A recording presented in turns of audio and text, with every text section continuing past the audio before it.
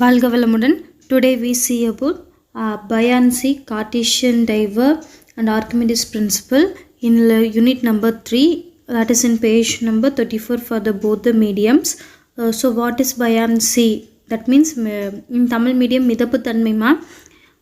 Buoyancy is the ability of an object to float. It is related to the object's density. So buoyancy means it have an ability of an object to float on any liquid. That means fluids. This is based on the density of an object. So mainly we depends on the density of which object we can able to float on the fluids. So buoyancy, we already saw that the body express an upward force due to the fluid surrounding. So we have already known if we put any substance that have some upward force like a gravitational force that is surrounded on this fluid, when it is partially or fully immersed into it. So if the object is partially, that means half sink in water or completely sink in water. அதாவது ஒரு பொருள் பாய்மத்தில் மூழ்கியாகவோ அல்லது ஓரளவுக்கு மூழ்கி இருக்கும்போது அந்த பொருளை சுற்றியும் பாய்மத்தினால ஒரு மேல்நோக்கு விசையை உணருதுங்க. அந்த மேல்நோக்கு விசை என்ன ஆகுதுங்க, நமக்கு திரவங்கள் கீழ்ப்பகுதியில் இருக்கிற அழுத்தத்தினால கிடைக்குது. சரிங்களா? இப்படி அந்த பொருள் ஒரு அழுத்த வேறுபாடு இருக்கும்போது அந்த பொருள் ஒரு விசையை செலுத்தி அந்த என்ன பண்ணும், மேல் நோக்கி உந்தும். அதைத்தான் நம்ம இங்கே பயான் ஃபோர்ஸ் அப்படின்னு சொல்லி சொல்கிறோம். சரிங்களா? we also saw that pressure is more at the bottom and less at the top of a liquid. அப்போ என்ன ஆகுதுங்க, so if the bottom we have more force when compared to the top side. Okay, this pressure difference causes the force on object and push it upward. So if bottom have more pressure, this pressure is against that object, it can push the object in upward direction. This force is called buoyant force and the phenomenon is called buoyancy. So we can say this force is a buoyant force. This phenomenon is a buoyancy. It is mainly used for in all the substance. Okay, so most buoyant objects are those which relatively high volume and low density. So maximum buoyant force objects have higher volume but lower density. When for example ship, if an object weight less than the amount of water it has displaced, that means if a ship have more weight, its density is less, so the buoyant force will be more, it will float on the water. So it have a buoyant force, that means upward force when compared to the liquid. Such object is known as the positively buoyant. So that object we can say positively buoyant object. But if the object have more than amount of water it has displaced, that means the density of object is more, the buoyant force is less, so it automatically sink into the any fluids. It occurs the negative buoyancy. அதாவது ஒரு இடப்பெயர்ச்சி செஞ்ச நீரின் எடையை விட எப்பவுமே அந்த பொருளோட எடை அப்படின்றது எப்படி இருக்குங்க, குறைவாக இருக்கும். சரிங்களா? அப்படி குறைவாக இருந்தால் அந்த பொருள் நேர்மறையாக மிதக்கும். இதே இடப்பெயர்ச்சி செஞ்ச பொருளோட எடை அதிகமாக இருந்துச்சு அப்படின்னா எதிர்மறையாக மூழ்கிரும் அப்படின்னு சொல்கிறத நம்ம இங்கே சொல்கிறோம். ஓகேங்களா? இதை வச்சுட்டு நம்ம என்ன பார்க்க போகிறோம் அப்படின்னு கேட்டிங்கன்னா கார்ட்டீசியன் மூழ்கி. அதாவது கார்ட்டீசியன் மூழ்கி அப்படின்றது பார்த்திங்கன்னா எதை பேஸ் பண்ணி இருக்கும், அதோட தத்துவம் அப்படின்றது மிதப்புத்தன்மை. சரிங்களா? ஒரு களிமண் கொண்ட ஒரு பேனா மூடி அப்படின்னு சொல்கிறேன். இது மிதக்கிறதுக்கு தேவையான அளவு திரவமும் அதில் இருக்கும், காற்றும் அதில் நிரப்பப்பட்டிருக்கும் சொல்கிறாங்க. அப்போ இது ஒரு வாட்டர் பாட்டில் கொள்கலனில் நம்ம போடும் போது என்ன ஆகும் அப்படின்னா, இது எக்ஸஸாக இருக்கிற வாட்டர் இருக்குங்களா, உபரி நீர், அதாவது அதோட வெயிட்டுக்கு நம்ம எவ்வளோ இந்த கார்ட்டீசியன் அளவியை போட்டிருக்கிறோமோ அந்த அளவுக்கு அளவான நீரை இது எடுத்துட்டு அடர்த்தி அதிகமாகும் போது என்ன ஆயிருங்க, அந்த நீருக்குள்ளே மூழ்கிரும் அப்படின்னு சொல்லி சொல்கிறாங்க. சரிங்களா? So here Cartesian diver mainly based on the principle of buoyancy. This is look like a pen cup with clay. This contains just enough liquid and barely floating bath of liquid. It remains the volume is filled with air. So it is partially filled with clay and partially filled with liquid and air. If we put that Cartesian they were into the water, that means it enters into the water, it equally exposed its volume of water. This volume is filled with, that means excess water is filled with this Cartesian river, it automatically sink into the water. Okay, so such a known as it get negative ions. So we have one experiment. 6 objects are in a liquid as shown in below. None of them are moving. Arrange them in order of density from lowest to highest. So we have 6 objects. It is float and sink and partially float in a liquid. We can able to arrange this lowest to higher. அதாவது பார்த்தீங்கன்னா ஒரு திரவத்தில் வந்து ஒரு 6 பொருள் மூழ்கி இருக்க மாதிரி கொடுத்துருக்காங்க. சரிங்களா, எது மிதக்குது, எது மூழ்கி இருக்குது, எது பகுதி அளவு மூழ்கி இருக்குது அப்படின்றத நம்ம வந்து குறைவானதுலேருந்து அதிகமானது வரைக்கும் என்ன பண்ண வேண்டியிருக்குங்க, இங்கே வகைப்படுத்த வேண்டியிருக்கு. சரிங்களா, அதுக்கு முன்னாடி நம்ம தெரிஞ்சுக்க வேண்டியது என்ன அப்படின்னா, நல்ல தண்ணியை விட உப்பு தண்ணியில் வந்து மிதப்பு விசை அப்படின்றது அதிகமாக இருக்கும். ஏன் அப்படின்னா பாய்மங்களோட விசை அப்படின்றது பாய்மங்களோட பருமனை சார்ந்தது இல்லைங்களா, அதே மாதிரி அடர்த்தியும் சார்ந்திருக்கும் அப்படின்னு சொல்லி இங்கே நம்ம சொல்கிறோம். சரிங்களா, இதை வச்சுட்டு more of an object volumes above water surface the less dense it is. Maximum அதில் இருக்கக்கூடிய ஆப்ஜெக்ட்ஸ்லாம் பார்த்திங்கன்னா என்ன இருக்குது, ஃப்ளோட் ஆகிட்டு தான் இருக்குது. சரிங்களா, பட் ஆப்ஜெக்ட் பி வந்து பார்ஷியலி சிங்க் ஆகிருக்கு, ஆப்ஜெக்ட் சி வந்து கம்ப்ளீட்லி சிங்க் ஆகிருக்கு, ஆப்ஜெக்ட் இ வந்து கொஞ்சம் அதாவது மூழ்கவும் இல்லை இதாகவும் இல்லை அந்த மாதிரி இருக்குது. பாருங்கள், object B must therefore be less dense. Object B வந்து என்ன இருக்குங்க, கொஞ்சம் லெஸ் டென்சிட்டியாக இருக்குது. எதை கம்பேர் பண்ணும்போது, டிஎன்ஏ அண்ட் எஃப்ஐ கம்பேர் பண்ணும்போது. சரிங்களா, இது ஆப்ஜெக்ட் இ அப்படின்றது அதுக்கு அடுத்து வரக்கூடியது. Because it is neutrally buoyance and equal dense of water. அது வந்து அந்த திரவத்துக்கு நடுப்பகுதியில் இருக்கும் போது எப்படி இருக்குங்க, திரவத்தோட அடர்த்திக்கு அளவே இதோட அடர்த்தியும் இருக்குது அப்படின்னு சொல்கிறோம்.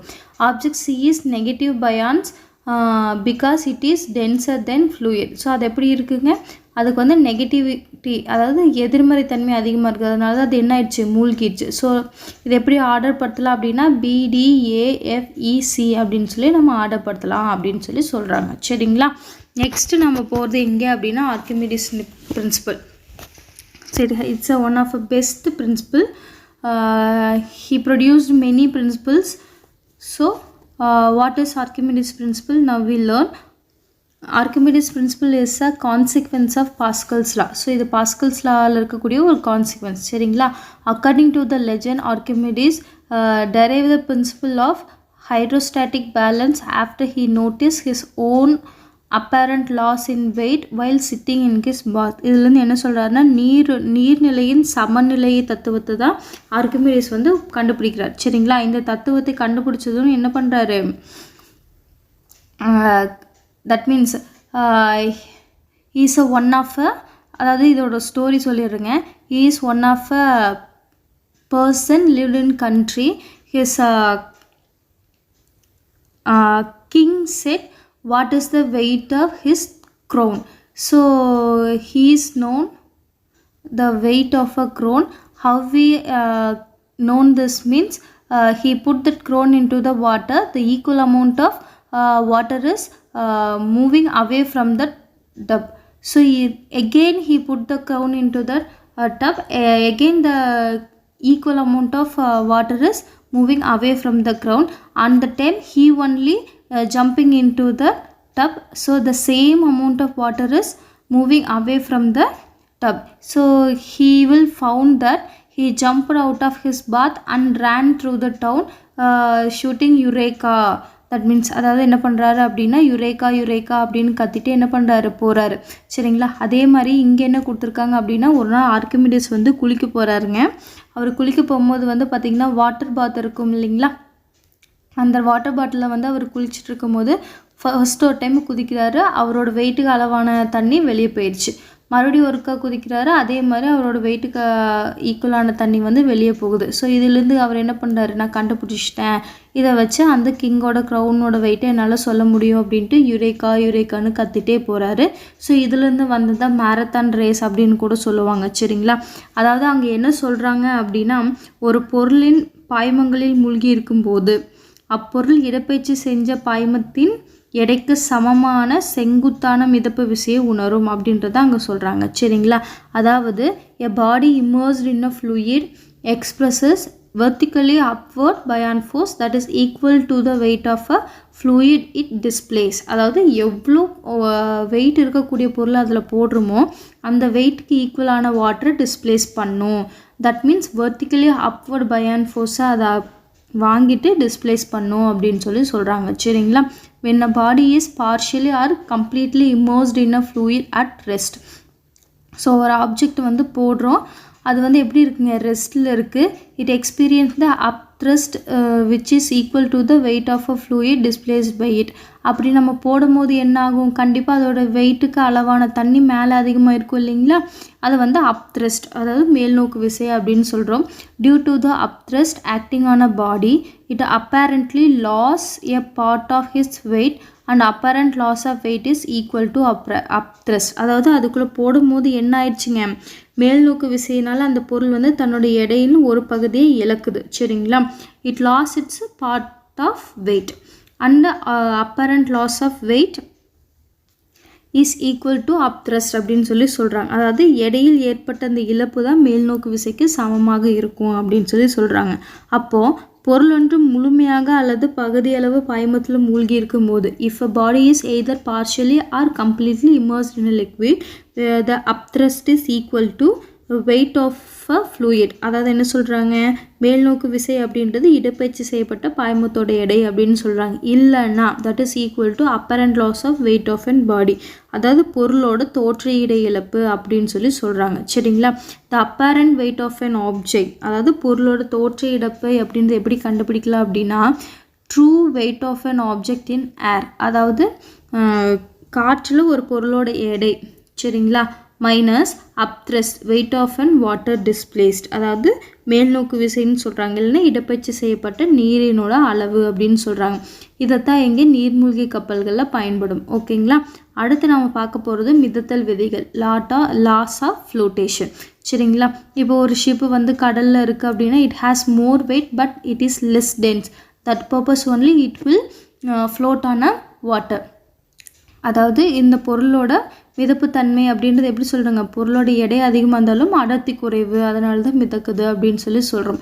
ஸோ அதோட லாஸ்லாம் பாருங்கள், the weight of floating body in a fluid is equal to the weight of fluid displaced by an body. அதாவது if you put any object on the liquid that object has a weight that equal amount of water is displaced by this body அப்படின்னு சொல்கிறாங்க. அதாவது பாய்மம் ஒன்றின் மேல் மிதக்கும் பொருளொன்றின் எடையானது அப்பொருளில் வெளியேற்றப்பட்ட பாய்மத்தின் எடைக்கு சமம். இப்போ ஒரு கல்லே எடுத்து போடுறீங்க அப்படின்னா கல்லோட வெயிட் எவ்வளவோ அதுக்கேற்ற அளவு வாட்டர் வந்து அங்கே என்ன ஆயிருக்குங்க, டிஸ்பிளேஸ் ஆகிருக்கும், வெளியே போயிருக்கும் அப்படின்னு சொல்கிறாங்க. The centre of gravity of a floating body and the centre of a buoyancy are same vertical line. அதாவது என்ன சொல்கிறாங்க அப்படின்னா, மிதக்கும் பொருளோட ஈர்ப்பு மையமும் மிதத்தல் விசையோட ஈர்ப்பு மையமும் ஒரே நேர்கோட்டில் இருக்குன்னு சொல்கிறாங்க. If you put any object that has a centre of some gravity, because we do this experiment in the earth, so the earth have a gravity and the object have a center of buoyant force which should be same and also in a vertical line. The point through which the force of buoyancy is supposed to act is known as a center of buoyancy. So மிதப்பு விசை செயல்படும் புள்ளியத்தை நம்ம இங்கே என்னன்னு சொல்கிறாங்க, மிதப்பு மையம் சொல்கிறாங்க. So if boat is float in a liquid, it has a center in the under the water. That means half of a boat is sink in the water, half of the boat is float in the water. The particular center we known as centre of buoyancy. அதாவது ஒரு கப்பல் அப்படின்றது என்ன இருக்குங்க, ஒரு படகு அப்படின்றது பாதி வந்து தண்ணியில் மூழ்கி இருக்கும், பாதி வந்து மிதந்துட்டுருக்கும் இல்லையா. அந்த பாதி மையம் இருக்குல்ல, அதைத்தான் நம்ம இங்கே என்னன்னு சொல்கிறோன்னா மிதப்பு மையம் அப்படின்னு சொல்கிறாங்க. சரிங்களா? அப்போ கீழே செல்லும் நீரின் பருமன் அப்படின்றது எப்படி இருக்குங்க, மேலே இருக்கக்கூடிய மிதப்பு மையத்துக்கு ஈக்குவலாக இருக்கும் அப்படின்னு சொல்கிறாங்க. ஓகேங்களா? இதில் ஏதாவது உங்களுக்கு டவுட் இருந்தால் கேளுங்க. ஸோ இந்த ஃப்ளோட்டேஷன் அப்படின்றத என்ன பண்ணுறாங்க, வியர்ஸ் used as a therapy for hospitals. Here the Epsom salt is absorbed by our body. அதை நம்மளுக்கு சொல்கிறாங்க. ஓகேங்களா? தேங்க்யூ.